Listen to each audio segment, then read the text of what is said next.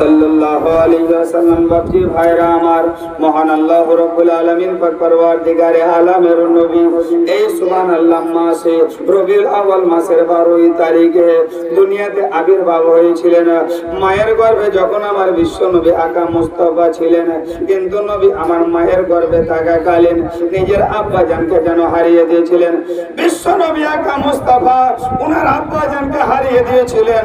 মা আমিনা রাদিয়াল্লাহু তাআলা আনহা ওনার স্বামীকে হারিয়ে দিয়েছিলেন।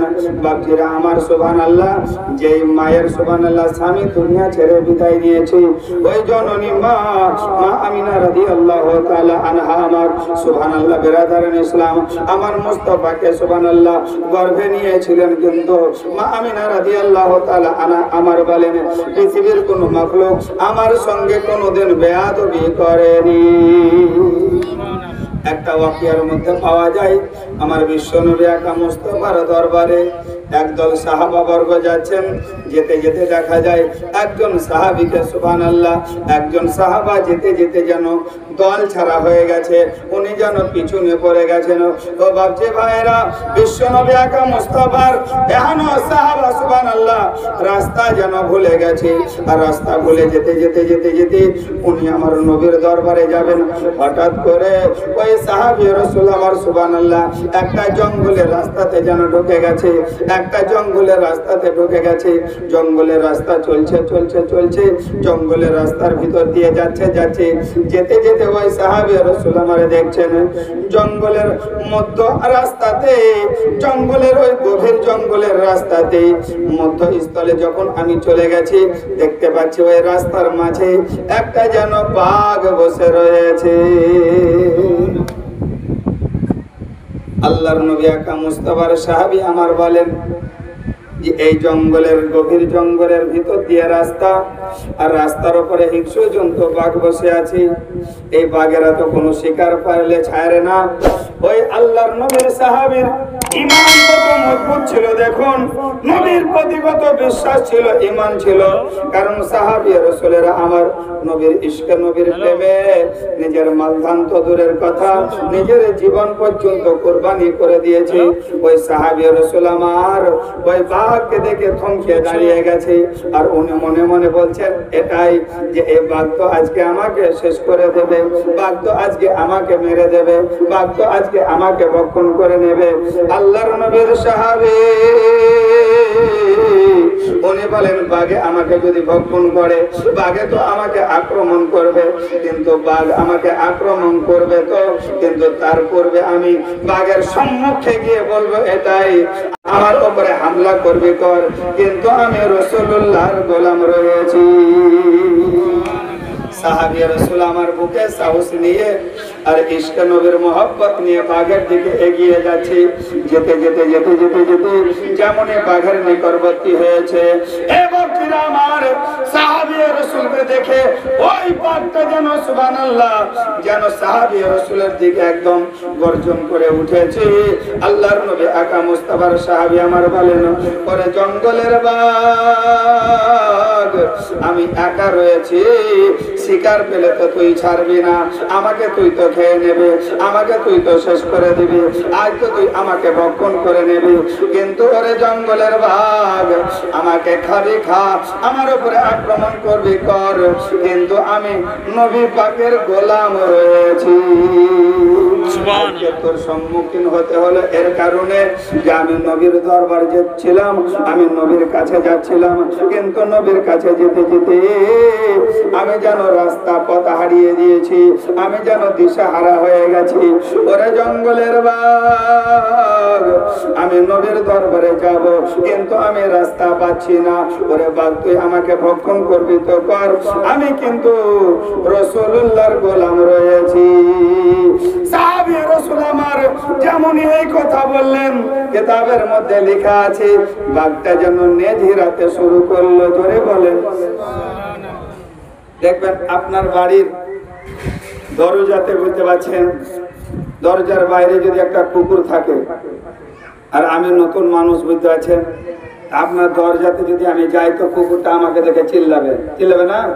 তার বেও কিছুদিনকার আগের কথা বুঝতে আছেন, আপনাদের বাগপাড়া থেকে আমি মিলাদ করে যাচ্ছি রাত 1টার সময়, বুঝতে পারছেন। এই পাড়াতেই ছিলাম, এখন মসজিদে কি যাই হোক আমার মনে হচ্ছে না, কিন্তু ওই সিনটা মনে পড়ছে, বুঝতে পারছেন। এখান থেকে যেতে যেতে বুঝতে পারছেন আমাদের লালবর মৌলবীর বাড়ির ওইখানে গেছি, বুঝতে পারছেন। তো দুটা কুকুর আছে দেখতে পাচ্ছেন, তো দুটার মধ্যেই একটা আমার পিছন ধরে নিয়েছে। তো আমিও গাড়ি চালিয়েছি জোরে, বুঝতে পারছেন, আর ও আমার পেছনে ছুটছে জোরে। কত দূর তেরে নিয়ে গেছে জানেন? চোদ্দিঘি পাহাড়, হ্যাঁ চোদ্দিঘি পাহাড়, একবার নুরুলের বাড়ি। আমি আল্লাহ কি হয়ে যাই হোক বাপজিরা আমার, তো আপনার আমার সুবহানাল্লাহ কুকুর বলেন, শিগাল বলেন, সুবহানাল্লাহ আর কোন জিনিস বলেন, এই দেখে আপনি আমি ভয় পাই, কারণ আপনার আমার ভিতরে এখন পর্যন্ত আল্লাহ আল্লাহ রসুলের ইশক এবং মহব্বত সুবহানাল্লাহ নেই, কিন্তু সাহাবী রাসূলের ভিতরে আমার নবীর মহব্বত কেমন দেখুন। উনি বলছেন বাঘ আমাকে তো খাবে, কিন্তু বাঘকে আমি এটাই বলবো, খাবি খা, কিন্তু ভেবে রাখ, জেনে রাখিস আমি নবী পাকের গোলাম রয়েছি। ভাবছি ভাইরা গো আমার, যেমনই ওই সাহাবী বললেন আমি নবীর গোলাম রয়েছি, বাঘটা যেন নিজে হেলাতে শুরু করলো। আপনার আমার পোষা কুকুর যদি হয়, আমি যদি আপনার দরজাতে এসে দাঁড়াই, আমাকে দেখে ও চেঁচাতে শুরু করে, আমাকে যেন তাড়া করে, কিন্তু আপনাকে যেমনই দেখে নাই, ওই কুকুরটা যেন নেজ হিলাতে শুরু করে দেয়, তাই না? আর কুকুরের লেজ হিলার মানে এটা আলামত হচ্ছে যে আপনার সাথে ওর মহব্বত আছে নাকি, আপনি ওর পরিচিত লোক, মহব্বতের লোক, আর মহব্বতের লোককে দেখালেই কুকুরে কিন্তু তখন লেজ হিলাতে শুরু করে। আর আমার মতো আলগা মৌলবীকে যদি দেখে বুঝতেছেন, তাহলে তারতে শুরু করে দেয়। এ ভাবছিরা আমার সুবহানাল্লাহ, বিশ্ব নবী আকরাম মুস্তাফার ওই সাহাবে রাসূল আমার যেমনই বললেন, বলে আমি রাসূল পাকের গোলাম রয়েছি, যেমনই বললেন যে নবীর গোলাম রয়েছি, সাহাবে রাসূলের কথাটা শুনে ওই জঙ্গলের হিংস্র জন্তুটা যেন লেজ হিলাতে শুরু করে দিল। আল্লাহর হুকুমে বাঘের যেন জবানটা খুলে গেল। বিশ্বনবী আকরাম মুস্তাফার সাহাবীকে বলেন, ওগো আল্লাহর নবীর সাহাবী, তুমি আমার বেয়াদবি মাফ করবে, আমি বুঝতে পারিনি যে রাসূলুল্লাহর গোলাম রয়েছে, তোমার সঙ্গে যা কিছু আমার বেয়াদবি হয়েছে। বিশ্বনবী আকরাম মুস্তাফার গোলাম কে বলে, বিশ্বনবী আকরাম মুস্তাফার সাহাবীকে বলেন, ওগো আমার আল্লাহর নবীর সাহাবী, আমি বুঝতে পারিনি আপনি নবীর দরবারে যাবেন, আপনি নবীর কাছে যাবেন, রাস্তা ভুলে গেছেন, দিশাহারা হয়ে গেছেন, আসুন আমার কাঁধে বসে যান, আসুন আপনি আমার পিঠে বসে যান, আমি আপনাকে রাসূল পাকের দরবারে পৌঁছিয়ে দিচ্ছি। কিতাবের মধ্যে লিপিবদ্ধ আছে, বিশ্বনবী আকরাম মুস্তাফার ওই সাহাবীকে সঙ্গে করে নিয়ে ওই জঙ্গলের হিংস্র জন্তু ওই সাহাবীকে আমার নবীর নিকটে যেন পৌঁছিয়ে দিলেন। আল্লাহর নবী আকরাম মুস্তাফার জন্য আমার আল্লাহ পাক পরওয়ারদিগারে আলম বলেন, ওমা আরসালনাকা ইল্লা রাহমাতাল লিল আলামিন, নবী গো আমি তোমাকে দুনিয়ার বুকে প্রেরণ করেছি, সারা বিশ্বের রহমত স্বরূপ করে প্রেরণ করেছি। এই নবী আপনার আমার প্রতি কত রহমত জানেন? কিয়ামতের দিন হবে না হবে? আমার কথা নয়, কোরআনের কথা। কোরআনে লেখা আছে কুল্লু মান আলাইহা ফান, দুনিয়া একদিন ধ্বংস হয়ে যাবে। কেমন করে ধ্বংস হয়ে যাবে বিস্তারিত যাচ্ছি না, সংক্ষেপে বলছি, কারণ এটা হচ্ছে নবী পাকের আবির্ভাব আগমনের মাস নাকি। আর এই নবী পাকের আগমনের মাস যখন শুরু হয়, আর গ্রামে গ্রামে আহলে সুন্নাতুল জামাতের বাড়িতে বাড়িতে যখন ইশকে নবীর সুবহানাল্লাহ ঈদ মিলাদুন নবীর ঝান্ডা উত্তোলন হয়, তো কিছু সুবহানাল্লাহ মানুষ আছে তাদের গায়ে চুলকুনি শুরু হয়ে যায়, হয় না? হ্যাঁ, এই ঝান্ডা তো তোলা শিরিক। হ্যাঁ, ও রাজনীতির ঝান্ডা তো চাই শিরিক নয়, কংগ্রেসের ঝান্ডা তুলছে, তৃণমূলের ঝান্ডা বাড়ির ছাদে তুলছে।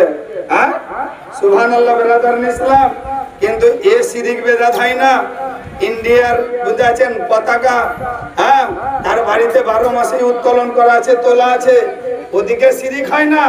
যখন রসুলুল্লাহর প্রেমে পড়ে, ইশকে পাগল হয়ে যখন ছাদের উপরে একখান ঈদ মিলাদুন নবীর ঝান্ডা তুলছি, তখন এ ফতোয়া লাগাচ্ছে। এ বাপজিরা আমার, সুবহানাল্লাহ। তো মুআজ্জাজ বিরাদারান ইসলাম, এই যখন নবী দিবসের মাস আসে, সুবহানাল্লাহ, তখন আহলে সুন্নাতুল জামাতের, সুবহানাল্লাহ, মানুষের মনে একটা খুশি আসে, একটা ঈদ আসে। কারণ ঈদ সব থেকে বড় ঈদ হচ্ছে ঈদে মিলাদুন নবী। জোরে বলেন। কিতাবে লেখা আছে যে রমজান মাস সমস্ত মাসের চাইতে রমজান মাস সব থেকে আফজাল, কিন্তু না, রমজান মাস সব থেকে আফজাল ভালো আপনি আমি বলি। কারণ যে রমজান মাসে কোরআন অবতীর্ণ হয়েছিল, কোরআন এসেছিল, কোরআন অবতীর্ণ হয়েছিল, কোরআন নাজিল হয়েছিল। কিন্তু এই রবিউল আউয়াল মাসে কোরআন ওয়ালা নাজিল হয়েছিল। জোরে বলে বাকি ভাইরা আমার, বিশ্বনবী আকা মুস্তাফা মায়ের গর্ভে রয়েছেন, মায়ের গর্ভে। কিন্তু মুআজ্জাজ বিরাদারান ইসলাম, আল্লাহর নবী আকা মুস্তাফা নিজের মায়ের গর্ভে যখন রয়েছেন, স্বামী হারা আমেনা, যে মায়ের স্বামী নাই এবং যে বাবার স্ত্রী নাই, যে ভাইয়ের মা নাই, যে বোনের মা এবং বাবা নাই, ওই ভাই বোনকে জিজ্ঞাসা করে দেখুন তোমার মনের ভিতরে কি গাইছে। যতই তার বাড়িতে খাবার থাক, যতই তার বাড়িতে সুখ থাক, কিন্তু মনে মনে একা এসে বলতে থাকে, এটাই এই সুখের সময় আমার মা বাবা বেঁচে থাকতো। কে বলবে এই সুখের সময় আমার স্ত্রীটা বেঁচে থাকতো? কোন বোন বলবে যে খুশি ভালোর সময়, এই সুখের সময় আমার মা বাবা যদি বেঁচে থাকতো? এ মুআজ্জাজ বিরাদারান ইসলাম, কিন্তু বিরাদার যার সুবহানাল্লাহ যায় সেই দুঃখ কষ্ট বুঝতে পারে। এ বিরাদার, তদরূপ আমিনা রাদিয়াল্লাহু তাআলা আনহার সুবহানাল্লাহ স্বামী হারিয়ে গিয়েছে, পেটে সন্তান নবী মুহাম্মদকে মা আমিনা নিয়ে আসেন। মা আমিনার দুঃখে ভরা জীবন, মা আমিনার কষ্টে ভরা জীবন। বাপজি ভাইরা আমার, বিশ্বনবী আকা মুস্তাফা আমার দুনিয়াতে আবির্ভাব হচ্ছে। দেখুন আল্লাহর নবী আকা মুস্তাফার দাদা জান আব্দুল মুত্তালিব রাদিয়াল্লাহু তাআলা আনহু কাবা ঘরের মুতাওয়াল্লি ছিলেন, কাবা ঘর দেখভাল করতেন, কাবা ঘরের সেবা সূত্র করতেন। আব্দুল মুত্তালিব রাদিয়াল্লাহু তাআলা আনহু কাবা ঘরে প্রত্যেক দিন থাকেন বা যান। কিন্তু যেদিন আমার নবীর আবির্ভাব হবে সেদিন হযরত আব্দুল মুত্তালিব দেখছেন এটাই যে কাবা ঘর স্থির থাকে, সোজা হয়ে থাকে, দাঁড়িয়ে থাকে, দণ্ডমান হয়ে থাকে। কিন্তু আজ কেন বারবার দেখছি এই কাবা আমার ঘরের দিকে ঝুঁকে যাচ্ছে। জোরে বলেন। হঠাৎ করে সুবহানাল্লাহ আব্দুল মুত্তালিব রাদিয়াল্লাহু তাআলা যদি দেখে যে কাবা ঘর বারবার আমার বাড়ির দিকে কেন ঢলে যাচ্ছে, তো মনে একটা অন্যরকম গাইবে না? এই ব্যাপারটা কি, কাবা ঘর আমার বাড়ির দিকে ঝুঁকে যাচ্ছে কেন? লম্বা চওড়া আলোচনা। হযরতে আব্দুল মুত্তালিব রাদিয়াল্লাহু তাআলা আনহু সুবহানাল্লাহ বিরাদারান ইসলাম বারবার দেখছেন যে কাবা ঘর আমার বাড়ির দিকে ঝুঁকে যাচ্ছে। হঠাৎ করে আব্দুল মুত্তালিব রাদিয়াল্লাহু তাআলা আনহু আমার কিছুক্ষণ পরে যেন নবীর আবির্ভাবের যেন খবরটা পেয়ে নিলেন যে নবী জন্মগ্রহণ করেছে দুনিয়াতে, তোমার বাড়িতে নবী মুহাম্মদের আবির্ভাব হয়েছে, তোমার বাড়িতে রাসূলুল্লাহর আবির্ভাব হয়েছে, তোমার বাড়িতে শেষ জামানার নবী যেন এসেছে। আব্দুল মুত্তালিব যেমনই খবর পেলেন, কাবা ঘর ওখান থেকে আনন্দে আত্মহারা হয়ে সুবহানাল্লাহ নিজের বাড়ির দিকে চলতে শুরু করলেন, নিজের বাড়ির দিকে আসতে শুরু করলেন।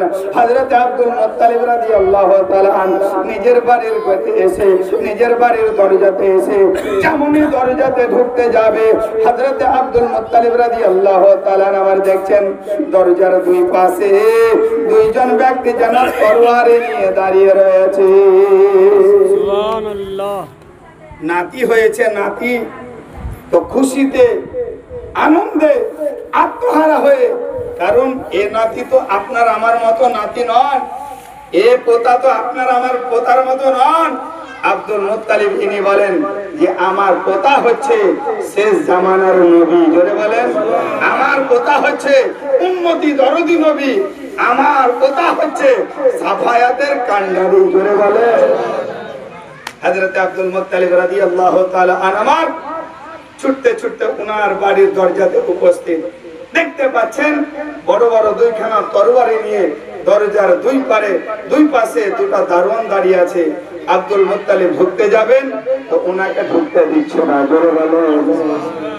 আব্দুল মুত্তালিব বলে, ওগো আমার পোতার আবির্ভাব হয়েছে, আমার বেটার বেটা হয়েছে, আমার নবীর আগমন হয়েছে, ওগো আমাকে বাড়ির ভিতরে ঢুকতে দাও, আমার পোতাকে আমি কোলে নেব, সেই জামানার নবীকে আমি কোলে নেব। হযরত আব্দুল মুত্তালিব বলেন যে আমাকে তাড়াতাড়ি বাড়ির ভিতরে ঢুকতে দাও, আমার পোতাকে আমাকে কোলে নিতে নাও, শেষ জামানার নবীকে আমাকে কোলে নিতে নাও, আমি আমার নবী মুহাম্মাদের পবিত্র নূরানী চেহারা খান দেখব। আব্দুল মুত্তালিব রাদিয়াল্লাহু তাআলা আনকে বলেন, ওগো আব্দুল মুত্তালিব, তোমার বাড়ির ভিতরে এখন ঢোকা হবে না, নবীর সঙ্গে তোমার এখন দেখা হবে না।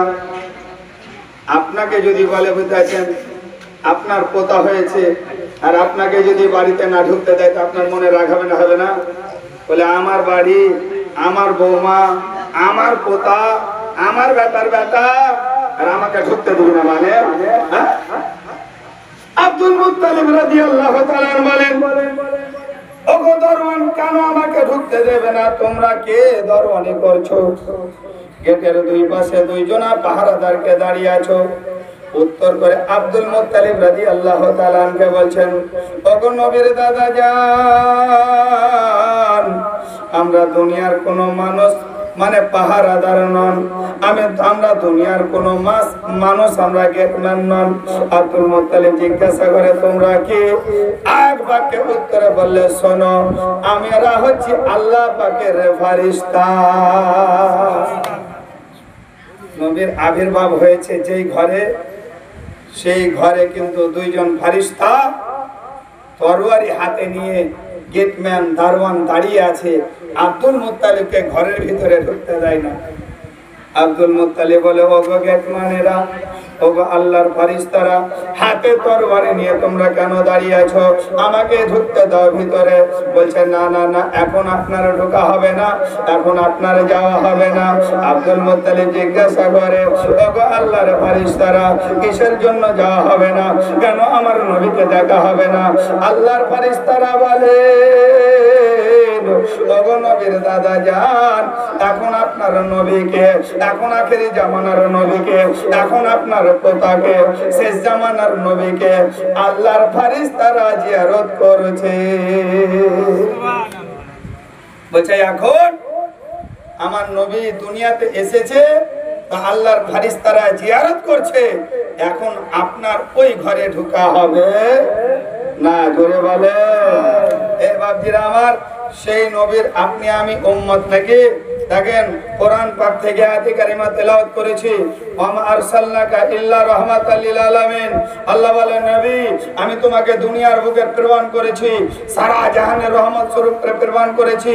আমি বলছিলাম এটাই, দুনিয়া শেষ হয়ে যাবে, দুনিয়া ফানা হয়ে যাবে, এমন ভাবে দুনিয়া ফানা হবে যে দুনিয়ার সমস্ত জিনিস ধ্বংস হয়ে তুলোর মতো হয়ে আকাশের দিকে উড়ে উড়ে চলে যাবে। সমস্ত কিছু জাররা জাররা হয়ে যাবে। সেই দিন আপনি আমি কবর থেকে উঠব। যারা ইন্তেকাল বরণ করবে, মুর্দা মানুষ কবর থেকে উঠবে। কিতাব বলে একটা কবর থেকে 70টা করে লাশ উঠবে। জোরে বলেন। ওই লাশগুলোর শরীরে, গায়ে, অঙ্গে কোনো পোশাক থাকবে না, উলঙ্গ অবস্থায় আকাশের দিকে মুখ করে কবর নিজ নিজ কবর থেকে উঠতে থাকবে। বাপজিরা আমার, ওই দিনটা এমনই হবে, ওই সময়টা এমনই হবে যে ওই দিনটাই, ওই সময়তে মা এরাও উলঙ্গ অবস্থায় থাকবে, বাপ ভাইরাও উলঙ্গ অবস্থায় থাকবে, কিয়ামতের মাঠে উলঙ্গ অবস্থায় দৌড়াদৌড়ি করবে, হাসরের মাঠে ন্যাংটা হয়ে সবাই ছোটাছুটি করবে। কিন্তু বাপজিরা আমার, যদি প্রশ্ন করেন রব্বুল আলামিন কাল কিয়ামতের দিনে তোমার বান্দাদের শরীরে কোনো পোশাক থাকবে না, তোমাদের বান্দা বান্দীদের অঙ্গ ঢাকা থাকবে না, সবাই উলঙ্গ অবস্থায় থাকবে। আয় আল্লাহ, ওই সময়তে ওই দিনে কি তোমার বান্দারা একে অপরের দিকে তাকাতাকি করতে পারবে? রব্বুল আলামিন আমার বলে, ও আমার বান্দারা শুনে রাখ, ওই দিনটা এমনই দিন হবে যে একে অপরের দিকে তাকাবার টাইমই পাবে না। বুঝতে পারছেন? হ্যাঁ, আপনারা আমরা তো সবই কিছু বুঝতে পারছি নাকি, কিন্তু বুঝিয়ে যে না বুঝে তারে বুঝায় কে, আর না বুঝিয়া হু হু করলে ওকে ভূতে ধরেছে নাকি বলছেন? আমরা সব কিছু বুঝি কিন্তু না বুঝার ভান করি। বাপজিরা আমার, এই নবী পাক সাল্লাল্লাহু আলাইহি ওয়াসাল্লাম আমার দুনিয়াতে এলেন, সুবহানাল্লাহ, এবং রহমত হয়ে এলেন। এই বিশ্ব নবী আকা মুস্তাফা আমার আপনার আমার কিয়ামতের দিনে কেমন রহমত দেখুন।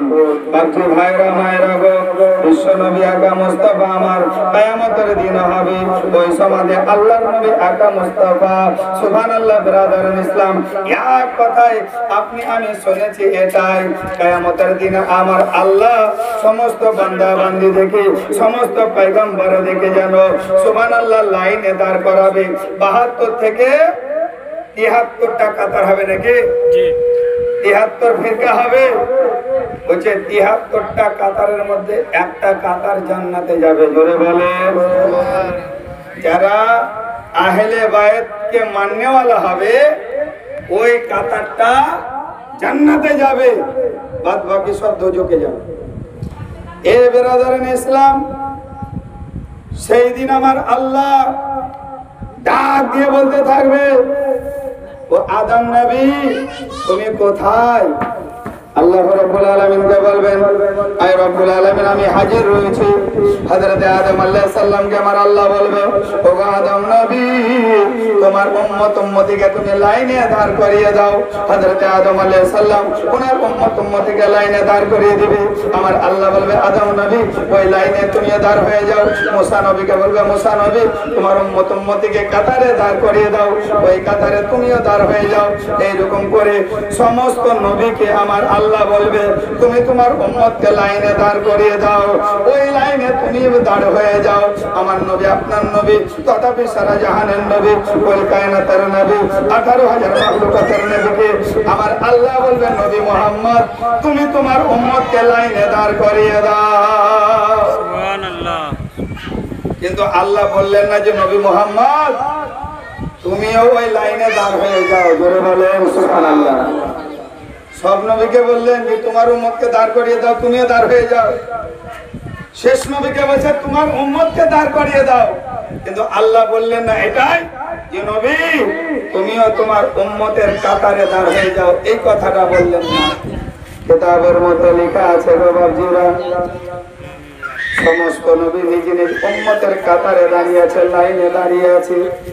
আর আপনার আমার নবী আখিরি জামানার নবী, উম্মতি দরদি নবী, আমার দয়ার নবী সমস্ত কাতারে কাতারে যেন ঘুরে বেড়াচ্ছে। কিতাব যেন আরো বলে সমস্ত কাতারে কাতারে ঘুরছে, আর আমার নবীর যাকে চয়েস হচ্ছে, আমার নবীর যাকে ইচ্ছা হচ্ছে এরকম ভাবে হাতখানাকে ধরছেন, আর ওই উম্মতিটাকে আল্লাহর জান্নাতে ভরে দিয়েছি। বাপজি ভাইরা, রব্বুল আলামিন আমার বলেন, ও আমার ফেরেশতা, আল্লাহ রব্বুল আলামিন আমার বলেন, ও আমার মিজানে যাবে ফেরেশতা এসো, তাড়াতাড়ি আসার পর তুমি তারাজুটা নিয়ে গিয়ে ওই মিজানে চলে যাও। ওখানে আমার বান্দা বান্দিরা কাতারবদ্ধ হয়ে দাঁড়িয়ে আছে, আমার বান্দা বান্দিরা লাইন হয়ে দাঁড়িয়ে আছে। ওই জায়গাতে আমার গুনাহগার উম্মতের নেকি এবং বদি মাপা হবে, ওজন করা হবে। এই বাবু, নেকি এবং গুনাহ ওজন করা হবে। তাড়াতাড়ি পাল্লা খান, তাড়াতাড়ি তারাজু খান, পাল্লা খান নিয়ে যাও। আল্লাহর হুকুম পাওয়া মাত্রই ফারিস্তা পাল্লা নিয়ে মিজানে উপস্থিত।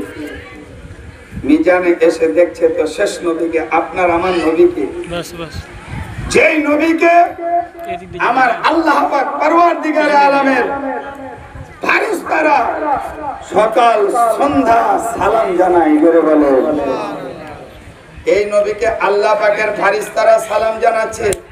আর আপনার আমার মতো মানুষ যদি নবীকে সালাম জানায়, ইয়া নবী সালাম আলাইকা, ইয়া রাসূল সালাম আলাইকা, তো অন্য মানুষ ফতোয়া দেয়, ফতোয়া দেয় না, দেয় না? কিন্তু বাপজিরা আমার সুবহানাল্লাহ, সেই মানুষ বলে ইয়া নবী সালাম আলাইকা করা এটা হচ্ছে শিরক, আসসালাতু আসসালামু আলাইকা ইয়া রাসূলুল্লাহ এটা বলা বেদাত। এ বাপজিরা আমার সুবহানাল্লাহ, কিন্তু রাসূল পাক সাহেবে লাউলাকের সাহাবীগণ নবীর রওজাতে যেতেন, নবীর কাছে যেতেন, নবীর দরবারে যেতেন, তো বলতেন আসসালাতু আসসালামু আলাইকা ইয়া রাসূলুল্লাহ, আসসালাতু আসসালামু আলাইকা ইয়া হাবিবাল্লাহ। সাহাবা বর্গরা নবীকে এরকম ভাবে সালাম দিতেন। আপনি আমি যদি সালাম দেই তো আপনার আমার বেদাত হবে না সুন্নাত হবে? সুন্নাত হবে। আপনার আমার নেকি হবে এবং সাহাবীদের সুন্নাত আদা হবে, জোরে বলেন। কিন্তু যারা নবীকে সালাম দেয় না, বুঝতে পারছেন, তারাও নবীকে সালাম দিবে। কথাটা মনে রাখবেন, কারণ কিতাবের মধ্যে লেখা আছে যখন তুমি মসজিদে দাখিল হবে, ভালো করে শুনবেন, যখন তুমি মসজিদে দাখিল হবে তো কিতাবে লেখা আছে প্রথমে তুমি নবীকে সালাম দাও। মসজিদে যখন তুমি নামাজের জন্য যাবে সর্বপ্রথম তুমি নবীকে সালাম দেবে, তারপরে তুমি বলবে আল্লাহুম্মা ফতাহলি আবওয়াবা রাহমাতিকা, আয় আল্লাহ তুমি আমার জন্য রহমতের দরজা খুলে দাও। তো আপনি আমি সুবহানাল্লাহ যারা মসজিদে ঢুকে তারা কি বসে বসে ঢুকে? তারা দাঁড়িয়ে ঢুকে নাকি বলছেন? এ মুআজ্জিজ ব্রাদার, আসুন বলতেছিলাম এটাই, একবার মহব্বতে দুরূদ পড়েন, আল্লাহুম্মা সাল্লি আলা সাইয়্যিদিনা মাওলানা মুহাম্মদ ওয়া আলা আলি সাইয়্যিদিনা মাওলানা মুহাম্মদ সাল্লাল্লাহু আলাইহি ওয়াসাল্লাম। বাপজি মায়েরা মনোযোগ দিয়ে শুনলেন ব্রাদার, বিশ্ব নবী আকা মুস্তাফা আমার সুবহানাল্লাহ, আল্লাহ রাব্বুল আলামিন আমার যেমনই বললেন ও আমার ফেরেশতা যাও, তারা যেটা নিয়ে তুমি মিজানে চলে যাও, ওই জায়গাতে গিয়ে আমার বান্দা বান্দীদের নেকি এবং বদি যেন ওজন করে। আল্লাহর নবী আকা মুস্তাফা আমার ওই মিজানে যেন রয়েছেন, সমস্ত উম্মতের কাতারে কাতারে করছে। আল্লাহ রাব্বুল আলামিনের ফেরেশতা আমার এলেন, আসার পরে সুবহানাল্লাহ ওই জায়গাতে এসে যেন দেখছেন বিশ্ব নবী আকা মুস্তাফাকে, আমার নূরের নবীকে, শেষ জামানার নবীকে দেখছেন সমস্ত কাতারে কাতারে যেন ঘুরে বেড়াচ্ছে। এই ফেরেশতা এসে দেখছে নবী কাতারে কাতারে ঘুরছে এবং নবীর যাকে মন চাইছে হাতটাকে তার ধরে আল্লাহ পাকের জান্নাতে দিয়ে দিচ্ছে। এই জায়গাতে আপনার আমার মধ্যে যদি কোনো মানুষকে বলে, মুরসালিনরা যদি বলে যে যাও এখানে যত কয়টা লোক আছে ওই লোকের তত্ত্বাবধানের দায়িত্ব তোমাকে দিয়ে দিলাম, এবার আমি দাওয়ানপাড়া থেকে এসে যদি ওই কাজে হাত বাড়াই বা ওই কাজটা করি, তো মুরসালিনরা আমাকে কি বলবে যে আমি তো এই কাজ জহরুলদাকে দায়িত্ব দিয়েছি বা এই কাজ অমুকজনকে দায়িত্ব দিয়েছি, আপনি আবার দাওয়ানপাড়া থেকে এসে পেরা মুখেছেন কেন? বলবে না, বলবে না? আল্লাহর ফেরেশতা কিয়ামতে এসে দেখছে মিজানের ধারে যে আল্লাহ আমাকে বললে যাও আগে আমার বান্দা বান্দীদের নেকি ওজন করো, হিসাবটা করো, ক্যালকুলেশন মারো, তারপরে আমার বান্দা যে জান্নাতে যাবে যাবে, যে জাহান্নামে যাবে যাবে। যার নেকির পাল্লা বেশি হবে জান্নাতে যাবে, যার গুনার পাল্লা ভারী হবে জাহান্নামে যাবে। ফেরেশতা এসে দেখছে যে আমাকে ক্যালকুলেশন করতেই দেয় না, আমাকে হিসাব নিকাশ করতেই দেয় না, নবীকে দেখছে একজন করে নিচ্ছে আর জান্নাতে ভরে দিচ্ছে। তো ওই ফারিস্তা রাখবে না রাখবে তো স্বাভাবিক যে আল্লাহ এই জায়গাতে তত্ত্বাবধানে আমাকে পাঠালেন, কিন্তু আমি এসে দেখছি যে শেষ নবী গড়বড় করে দিচ্ছে, আমার হিসাবই করতে দেয় না। হ্যাঁ, এ রাগান্বিত হয়ে ফারিস্তা করলেন কি তারা দুটাকে ছেড়ে দিয়ে আল্লাহ দরবারে হাজির। আল্লাহ বলছে কি বাবা, তোমাকে যে আমি মিজানে পাঠালাম আমার বান্দা বান্দীদের নেকি এবং বদি গুনাহ এবং নেকি ওজন করার জন্য, কিন্তু তুমি কেন চলে এলে? বলে রব্বুল আলামিন আমাকে তুমি ওই জায়গাতে পাঠালে নেকি এবং বদি ওজন করতে, কিন্তু আমি ওখানে দেখলাম তোমার বান্দা বান্দীদের আমি নেকি বদি ওজন করতে যাচ্ছি, আমাকে ওজনই করতে দেয় না, আমাকে হিসাবই করতে দেয় না। তোমার শেষ নবীকে দেখছি একজন করে নিচ্ছে আর জান্নাতে ভরে দিচ্ছে। আল্লাহ তো বলতে পারতো এখানে যদি আমি তত্ত্বাবধানের কাজ করি তাহলে মুরসালিনরা অন্য লোকদের দ্বারাই বলবে এই জনপাড়া মুরসালিনকে মানা করে দাও, এখানে জহরুলদা তত্ত্বাবধান করবে, বলবে না? বলবে না?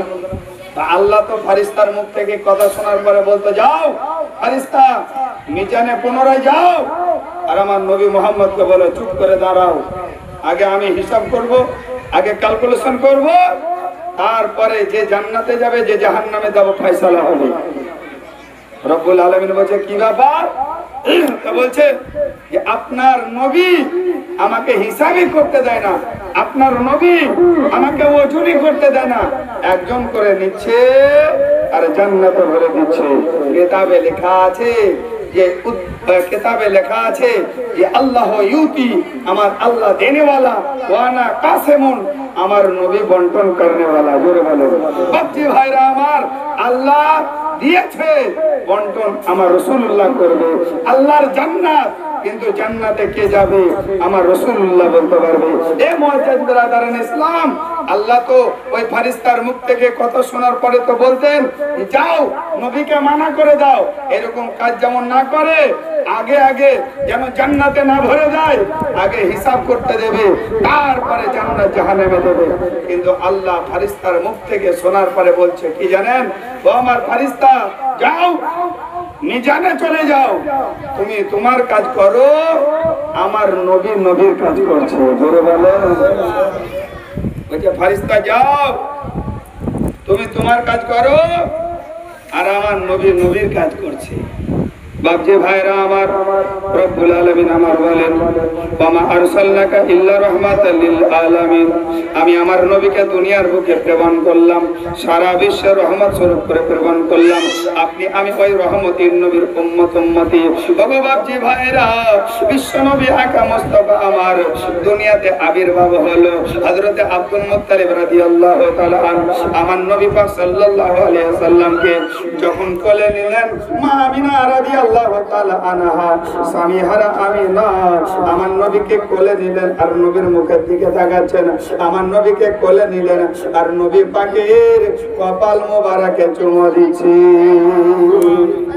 কারণ নবী যখন পেটের ভিতরেই ছিলেন ওই সময়তে আমিনা ওনার স্বামীকে হারিয়েছিলেন। হযরত মা আমিনা রাদিয়াল্লাহু তাআলা আনহা আমার মুস্তাফাকে কোলে নিলেন আর সিনাতে লাগালেন। কিতাবের মধ্যে লেখা আছে মা আমিনা আমার বলেন, এই মক্কাতে আমার বিশ্ব নবীর জন্ম হলো, কিন্তু যে ঘরে জন্ম হলো, যেই ঘরে আমার নবীর আবির্ভাব হলো, ওই ঘর থেকে নবীর নূরে আমি বাসারা শহর পর্যন্ত দেখতে পাচ্ছি। নবীর নূরে, নবীর আলোতে আমি নিজের ঘর থেকে বাসেরা শহর পর্যন্ত যেন দেখতে পাচ্ছি। এ বাপজি ভাইরা, বিশ্ব নবী আকা মুস্তাফা আমার সুবহানাল্লাহ, মা আমিনা রাদিয়াল্লাহু তাআলা আনহা আমার নবী মুহাম্মদকে যেন কোলে নিয়ে আছেন, আর বিরাদারান ইসলাম নবীকে দেখছেন, আর মা আমিনা যেন অঝর নয়নে কান্না করছেন, বলতে আছেন এটাই বাবা মুহাম্মদ, তুমি এমন এক টাইমে এসেছো রে বাবা, সমস্ত সন্তান জন্মগ্রহণ করার পরে তার আব্বাকে দেখতে পাই, তার জন্মদাতাকে দেখতে পাই, তার পিতাকে দেখতে পাই, কিন্তু বাবা মুহাম্মদ তুমি পিতা হারা হয়ে পৃথিবীর বুকে যেন আবির্ভাব হলে। মা আমিনা রাদিয়াল্লাহু তাআলা আনহা আমার বিশ্ব নবীকে কোলে নিয়ে সুবহানাল্লাহ অঝর নয়নে যেন ক্রন্দন করেন। একবার নবী মুহাম্মাদের পেশানিতে চুমু দেন, নবীকে আমার বুকে যেন জড়িয়ে ধরেন আর বলতে থাকেন, ওগো নবী, ওগো আমার নবী মুহাম্মদ, তুমি এতিম হয়ে দুনিয়াতেই এলে। নবী এসে ওনার আব্বা জানকে দেখতে পাননি, কিন্তু আমার আল্লাহ আমার নবীকে যা দেখিয়েছেন পৃথিবীর কোন মানুষ দেখতে পায়নি। বলে বলেন সুবহানাল্লাহ। আমার নবী যেটা দেখেন পৃথিবীর কোন মানুষ দেখতে পায় না, আর আমার নবী যেটা শোনেন পৃথিবীর কোন মানুষ শুনতে পায় না। জোরে বলেন সুবহানাল্লাহ। জি ভাইরা, মা আমিনা রাদিয়াল্লাহু তাআলা আনহা আমার নবীকে জন্ম দিলেন। আমার নবীকে জন্ম দেওয়ার পর সাধারণত সুবহানাল্লাহ আপনার আমার মা বোনের সন্তানাদি হয়, আর সন্তানাদি হওয়ার সময় সুবহানাল্লাহ বেরাদারান ইসলাম ওই মা বোনেদের সুবহানাল্লাহ রক্তপাত পর্যন্ত হয়, এমনকি 40 দিন পর্যন্ত নাপাক খুন যেন প্রবাহিত হতে থাকে। এ বাপজি ভাইরা আমার, কিতাবের মধ্যে লেখা আছে মা আমিনা রাদিয়াল্লাহু তাআলা আনহা আমার নবীর জন্ম দিলেন, আমার নবীর আবির্ভাব হলো, আমার নবীর জন্ম হলো। হওয়ার পরে মা আমিনা রাদিয়াল্লাহু তাআলা আনহা আমার বলেন, যেমনই আমার নবীর জন্ম হলো ওই সময়তে আমার মুখের সামনে এক গ্লাস যেন শরবত এলো, ওই শরবতটা আমি পান করলাম, কিন্তু জীবনে জিন্দেগানিতে ওই রকম শরবত আমি কখনো পান করি না। সুবহানাল্লাহ। কিতাবে লেখা আছে মা আমিনা যে শরবতটা পান করলেন ওই শরবতটা স্বয়ং যেন জান্নাতি শরবত ছিল। জোরে বলেন। আপনাদের ব্যাটারি বসে গেছে, বুঝতে আছেন, আমারও গলা বসে গেছে, তার জন্য নয়, কিন্তু মুআজ্জাজ বিরাদারান ইসলাম সুবহানাল্লাহ, মুআজ্জাজ রাত অনেক হয়েছে, জালসা অনেকে শুনছেন।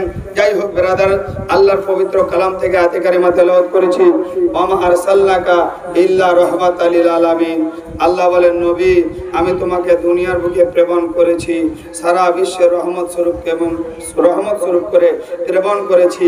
বাপজি ভাইরা আমার সুবহানাল্লাহ, এই নবীর প্রতি যদি আপনার আমার মতো উম্মত যদি নবীকে মহব্বত না করেন, নবীকে যদি ভালো না বাসেন, নবীর প্রতি যদি দরুদ সালাম না পড়েন, কিয়ামতের দিন আপনাকে আমাকে পস্তাতে হবে।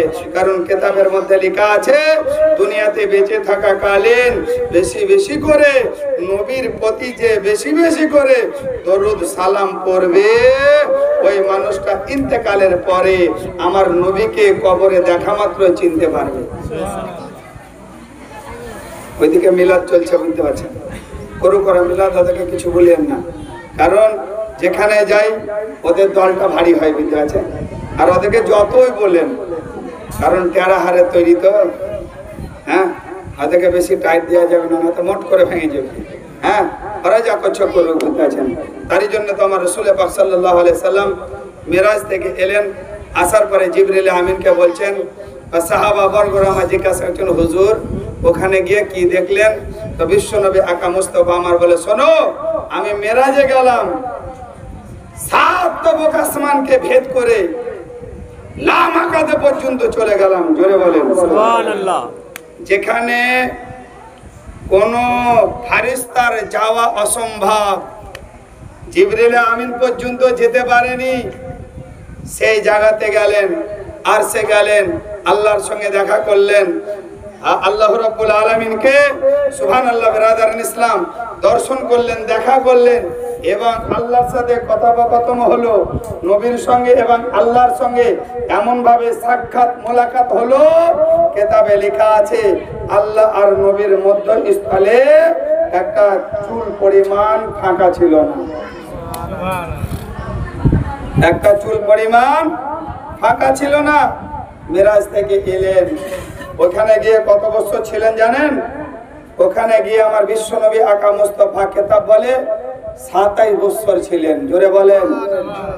এবার আপনি বলবেন যে মাওলানা 27 বছর ছিলেন, কিন্তু উম্মে হানির বাড়িতে নবী আরাম করছিলেন এবং ওযু করলেন, ওযুর পানি গড়ছিল, যে ঘরে শুয়েছিলেন আরাম করছিলেন, ঘরের দরজাটা ঠেকালেন, শিকলিটা নড়ছিল, অজুর পানি করছিল, বিছানা গরম ছিল, বুঝতে পারছেন?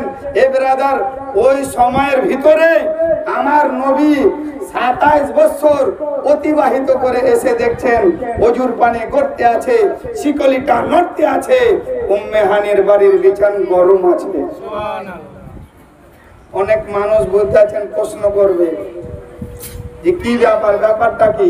27 বছর থাকলেন, অজুর পানি কি করে? এ মুআজ্জাজ বিরাদার ইসলাম, কিন্তু আমি বলবো হ্যাঁ করে। কারণ ওই পানিটা আমার নবীর জন্য সৃষ্টি হয়েছিল। আমার নবীকে আল্লাহ যদি তৈরি না করতো, ওই দরজাখানা সৃষ্টি তৈরি করতো না, এই দরজাখানা তৈরি হতো না। আমার বিশ্ব নবী আকা মুস্তাফা সুবহানাল্লাহ বিরাদার ইসলাম, আমার আল্লাহ যদি তৈরি না করতেন, এইরকম সুন্দর বিছানা আপনি পেতাম না, আপনি আমি পেতাম না। কারণ জগতের সমস্ত নিয়ামত আমার নবীর সাদকায়। জোরে বলে। তো নবীকে সাহাবীরা জিজ্ঞাসা করলেন, হুজুর ওখানে গেলেন, যাওয়ার পর কি দেখলেন? বলে আল্লাহর সঙ্গে মোলাকাত হলো, জান্নাত দেখলাম, জান্নাতের বাগানে ঘুরলাম, সমস্ত কিছু দেখলাম। শেষ পর্যায়ে আমি দেখলাম জাহান্নামের ভিতরে ঢুকলাম। কাকে নিয়ে? জিবরিল আমিনকে সঙ্গে করে নিয়ে, আল্লাহর ফেরেশতাকে সঙ্গে করে নিয়ে আমি যেমনই জাহান্নামে ঢুকলাম, তো সেখানে দেখতে পাচ্ছি মহিলা এবং পুরুষ অনেকে জাহান্নামের আযাবে তারা লিপ্ত হয়ে আছে। বিশ্বনবীকে সাহাবী রাসূল জিজ্ঞাসা করছেন, হুজুর জাহান্নামের ভিতরে মহিলা এবং পুরুষ রয়েছে, কিন্তু নবী একটু দয়া করে বলবেন যে জাহান্নামে মহিলার সংখ্যাটা বেশি ছিল না পুরুষের সংখ্যাটা বেশি ছিল? কারা বেশি জাহান্নামী হয়ে আছে? বাপজিরা আমার, দেখেন পৃথিবীর এমন কোনো বৈজ্ঞানিক নাই, এমন কোনো গণনাকারী নাই, বুঝেছেন, এমন কোনো জ্যোতিষী নাই যে আকাশে কতটা তারা আছে বলে দিতে পারে। পারবে? পারবে গো? 500 যদি আপনাকে চাল বা কম দেওয়া হয়, তো গুনতে গুনতে ওই 1-1 লাখ বার ভুল যাবে, নাকি বুঝছেন? এই তো 100 বার তাসবিহ সুবহানাল্লাহ আলহামদুলিল্লাহ আল্লাহু আকবার বলতে বলতে কতবার ভুল হয়, নাকি বুঝছেন? হয় না? হয় না? আপু বলে হ্যাঁ, ছেড়ে দেবার চিন্তা নাই। এদিকে ভাত তরকারি ঠান্ডা হয়ে গেছে, বুঝতেছে, বুঝতে তো সবই পাচ্ছি। হ্যাঁ সুবহানাল্লাহ। তাহলে আপনার আমার 100 বার তাসবিহ করতেই অনেকবার ভুল হয়ে যায়, কিন্তু আকাশে কত তারা আছে, তারকা আছে, পৃথিবীর কোন গণক পারবে গুনতে? কে গুনতে পেরেছে? পেরেছে কি? কিন্তু আমার রাসূলুল্লাহ আকাশে কতটা নক্ষত্র তারকা আছে, সেই তারকার গণনা হিসাবটাও আমার নবীর কাছে আছে। বলে বলে। কারণ হযরতে মা আয়েশা সিদ্দিকা রাদিয়াল্লাহু তাআলা আনহা আমার বলছেন, ইয়া রাসূলুল্লাহ, ইয়া হাবিবাল্লাহ, নবী গো। মা বোনেরা আপনারা একটু মনোযোগ দিয়ে শুনবেন, এখন বেশি করে মায়েদের ওয়াজ করাটাই বেস্ট, বুঝেছেন? এরা যদি ভালো থাকে তাহলে আপনি আমি ভালো থাকবো, এরা যদি ভালো থাকে সংসার আপনার ভালো হবে, এরা যদি ঠান্ডা হয়, ঠান্ডা থাকে, বুঝতে আছেন, সংসারের সবকিছু ঠান্ডা। আর এরা যদি খারাপ, বুঝতে আছেন, আপনার রান্না সাইল থেকে একবারে ভাতের আখা পর্যন্ত, বুঝতে আছেন, সবই গরম, নাকি বলছেন? এ বাপজিরা আমার, তারই জন্য বেশি বেশি ওয়াজ এদেরকে করা লাগবে। কারণ কিতাবের মধ্যে আছে, মহিলা যখন বাড়ির বার হয় তখন শয়তানের পিছে লেগে যায়, শয়তানের পিছে লাগে, কারণ ওদের নরম দিল তো, নরম জান। আমি একটা কথা বলি যাই, বুঝতে আছেন, কথাতে কথা বার হয়ে যায়, বুঝতে আছেন। জান্নাতে হযরতে আদম আলাইহিস সালাম মা হাওয়া বসবাস করছেন, বসবাস করতে করতে হঠাৎ করে মা হাওয়া রাদিয়াল্লাহু তাআলা আনহা একদিন জান্নাতের বাইরে ঘুরছেন, ঘুরতে ঘুরতে উনি দেখতে পাচ্ছেন একটা কান্নার আওয়াজ শুনতে পাচ্ছেন। কিসের আওয়াজ বললাম? কান্নার আওয়াজ। তো মহিলাদের দেখবেন কান্না দেখে কিন্তু ওরা কান্না করতে লাগে। আমিও দেখেছি, বুঝতে পারছেন, না দেখা লয়, এখন মৌলবি হলাম তো কি, কত মরার বাড়িতে দেখেছি, বুঝতে আছেন, যে মরেছে ওর বেটা বিটি বিদ্যাচন ওর স্ত্রী সবাই কাঁদছে। এই পাড়া থেকে দেখতে যাই ইও মেতে গেছে খুব, এই এত মাথা মেতেছে বিদ্যাচন যে অর্ধেকে ফেলে দিছে। আচ্ছা না নাই? হ্যাঁ, কিন্তু বাবজিরা আমার, শরীয়তে কান্না নিষেধ আছে। যেভাবে বর্তমান সময়ে মহিলারা কান্না করে এইরকম ভাবে কানতে মানা আমার নবী আয়েশা সিদ্দিকাকে মানা করে গেছেন। এইরকম ভাবে তোমরা কান্না করবে না যাতে করে তোমার মাথার কাপড় পরে যায়। এরকম ভাবে তুমি কান্না করবে না যাতে করে তোমার বডির অঙ্গের কাপড় পরে যায়। এরকম ভাবে তুমি কান্না করবে না যাতে করে তোমার মাথার কেশ বা চুল এলোমেলো হয়। বিশ্বনবী আকা মুস্তাফা আমার বলে, শোনো, তুমি কান্না করবে, সোগে তোমার বুক ফাটবে, চোখ থেকে পানি পড়বে। কিন্তু আমার ক্ষেত্রে তা হয় না। মা বোনের হয় কি?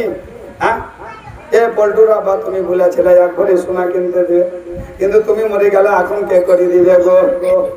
বলে না, বলে না? এইরকম করে তহমত লাগিয়ে কথা বলে বলে কান্না করে। কিন্তু এইরকম করে কান্না করা শরীয়তের কিতাবে নিষেধ আছে। এইরকম ভাবে কান্না করবে না। এ মুআজ্জাজ ব্রাদার, বলতে চাইছিলাম এটাই যে সুবহানাল্লাহ মুআজ্জাজ ব্রাদার, যদিও শরীয়তের কিতাবে বুঝতে আছেন কান্না মানা হয়, তবুও কিন্তু দেশ পাড়া প্রতিবেশীর লোক কি বলবে? একটা বাপে তিনটা বিটি বুঝতে আছেন, দেখা যাবে তিনটা বেটি, বাপ মারা গেছে, তিনটা বিটি হাজির নাকি? যখন থেকে মারা গেছে তখন থেকে ছোট বেটি খুবই কাঁদছে, বুঝেছেন? দুনিয়ার বাকি ওকে বলছে যা দুটা খাইয়া লাগা, বলছে না খেতে ভালো লাগে না, যা করে হয়, বুঝতে পারছেন? এই বাপের মাথার কাছে বসে দুনিয়ার কাঁদছে। আর বড় বেটি জানে যে এরকম ভাবে কান্না করতে হয় না, এরকম ভাবে কান্না করলে গুনাহ হয় এবং মুর্দা ব্যক্তির কষ্ট হয়। চুপ করে আছে, তো পাড়া প্রতিবেশী যদি দেখে ওই বিটিটা চুপ করে আছে, এরা দুজনা কাঁদছে, তো মাটি টাটি যখন নিয়ে চলে যাবে, দেওয়া হবে, তখন পাড়া প্রতিবেশী বলবে, আরে বাবা রে, আর বড় বেটির দেখলাম একবারে মুখ একবারে পাথর রে, কেন? আর বাপ মনে তো একটুকুন চোখের পানি পড়লো না, বলে না, বলে না? হ্যাঁ, কিন্তু এদের দিলটা, জানটা, মনটা খুবই নরম। মা হাওয়া রাদিয়াল্লাহু তাআলা আনহা জান্নাতের বাইরে বাইরে ঘুরছেন, তো কান্নার আওয়াজ পাচ্ছেন, এক পা দুপা করে সুবহানাল্লাহ এগাচ্ছেন, কান্নার আওয়াজের দিকে যাচ্ছেন। কি কাঁদছে, কোথায় কাঁদছে, কে কান্না করে? এক পা দুপা করে এগাতে এগাতে দেখতে পেলেন সুবহানাল্লাহ এক গাছতলার নিচে বসে বসে একজন কান্না করছে। কে কান্না করছে জানেন? ওইটা শয়তান, ওইটা ইবলিস শয়তান কান্না করছে মানুষের রূপ ধারণ করে। এ বাবজিরা আমার, মা হাওয়া রাদিয়াল্লাহু তাআলা আনহা বলেন, বাবা তুমি কেন কান্না করছো, কিসের জন্য কান্না করছো? কিন্তু আল্লাহ পাক আদম নবীকে আর ওনার স্ত্রী হাওয়াকে বলেছিলেন, শোনো, তোমরা জান্নাতে খাবে, জান্নাতে ঘুরবে, সমস্ত কিছু তোমরা এখানে উপভোগ করবে, কিন্তু দেখো ওই কোণাতে একটা গাছ আছে, যে গাছের নাম হচ্ছে গন্ধম গাছ। ওই গাছটার ফল তোমরা কখনো খাবে না। যদি গাছটার ফল তোমরা খাও, জান্নাতি পোশাক তোমাদের খুলে পড়ে যাবে, জান্নাতে থুবে না, দুনিয়াতে পাঠিয়ে দিবে। আল্লাহ খেতে মানা করলে আর এক পা দুপা করে যেতে যেতে শয়তানের কাছে গেল, তো ওই গন্ধম গাছের গোড়াতে বসে খুব কান্না করছে। মা হাওয়া বলছে, কিসের লেগে কাঁদছি বাপ? তো বলছে, মা তোমাদের দুঃখে কান্না করছি। বলছে, তোমাদের জন্য কান্না করছি। বলে কেন? বলে মা তোমাদের লেগে কান্না করে। বলে কিসের জন্য? আমাদের জন্য।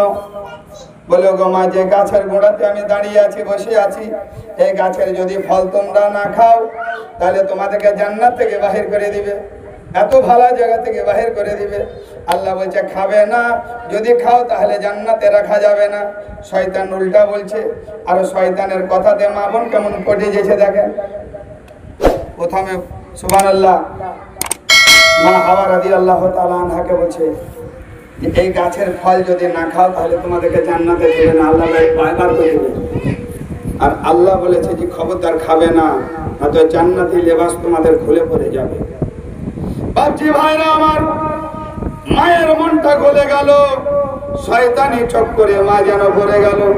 মা হাওয়া রাদিয়াল্লাহু তাআলা আনহা, কিন্তু এটা ওনাদের ভুল ছিল না। জোরে বলেন সুবহানাল্লাহ। এটা যদি ওনারা না করতেন তাহলে জমিন তৈরি হতো না, দুনিয়াতে এসে আপনি আমি এরকম ভাবে বসবাস করতে পারতাম না। জোরে বলেন। এটা ওনাদের জন্য খাদা নয়, এটা আপনার আমার জন্য যেন আতা স্বরূপ। ওনারা যদি না আসতেন আপনি আমিও জমিনে আসতাম না।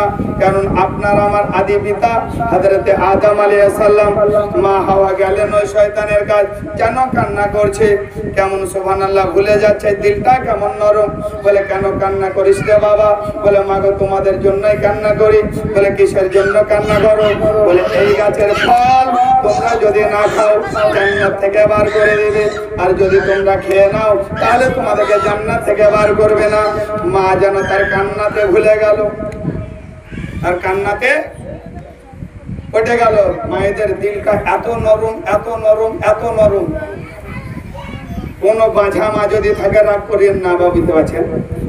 সাপ খালা এসে, সাপ খালা আসে বুঝতে পারছেন বাজারে বা গ্রামে, এরকম ভাবে ডুগডুগি বাজায়, বাজায় না, আর একটা বাঁশি বাজায়, আর হাঁক দিয়ে বলতে থাকে খেলাতে খেলাতে, কোনো মায়ের যদি ছেলে না হয়, কোনো মায়ের যদি বাচ্চা না হয়, আমার কাছে অমুক তাবিজ আছে না নাই? কিন্তু আমি বলবো যদি তোর কাছে ভালো তাবিজ আছে তুই এখানে কি করতে এসেছিস? কোনো ফকির আপনার দাঁড়িয়ে আছে বুঝতে পারছেন, আর ওই ফকিরকে যেমনই 2 টাকা দিলেন বা 10টা টাকা দিলেন বুঝতে পারছেন, হাইরে লম্বা চওড়া দুয়া দেখবেন, আল্লাহ তোমার ধনে বরকত হোক, আল্লাহ তোমাকে রুজি রোজগারে বরকত হোক, আল্লাহ তোমার টাকা